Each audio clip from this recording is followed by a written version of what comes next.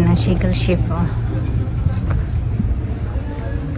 Ang haba pala ng bridge na yan, oh, mula dyan hanggang doon sa dulo, oh.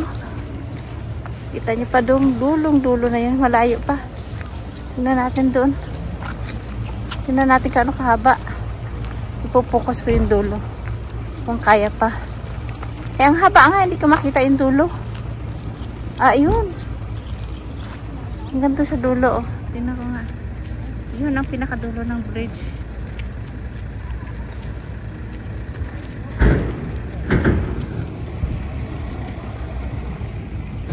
Ganda na isang building na yun.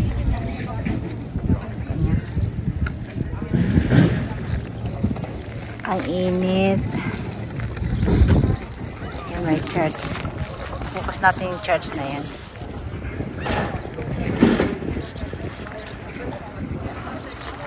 Ang ganda ng kulay ng kanilang mga building dito.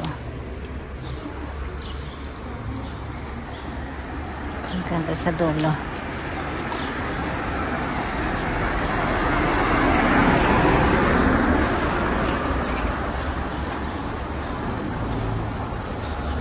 Ito isa maganda.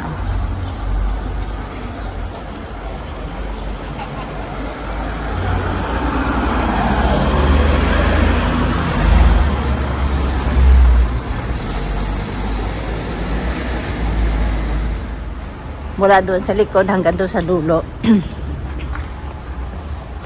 Ganito ang itsura ng kanilang shopping store. Nila yung daan na yan, talagang original yan. Ang laki ang sa ilalim yan.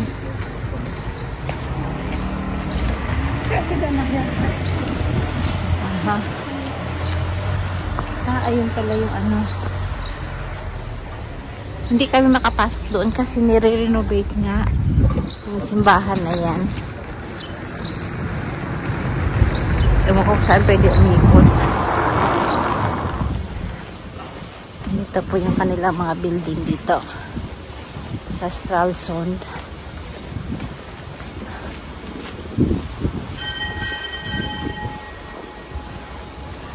At sa tabi lang ng kalsada sila nagpa-park. Ayan, maganda sa kabilang side. Titingnan natin dito sa kabila, may nakasalubong. Walang mamang tumatawid. Aha. Doon meron din, oh. Tingnan natin dito sa kabilang side.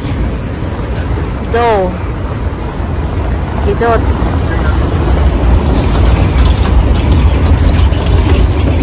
Ay, tingnan nyo ang kanilang ano, sinusumakay dyan, oh. Iikot lang dito sa city. So, mga ka-traveler, na dito ako sa center ng Stralsund. Iikot ko siya para makita niyo yung view. Ayan. Mainit siya at saka medyo mahangin.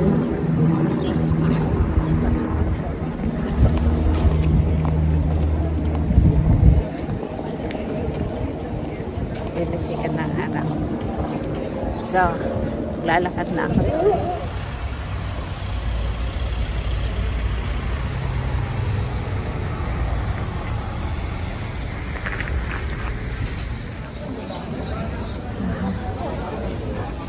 And dito pa rin po yung part ng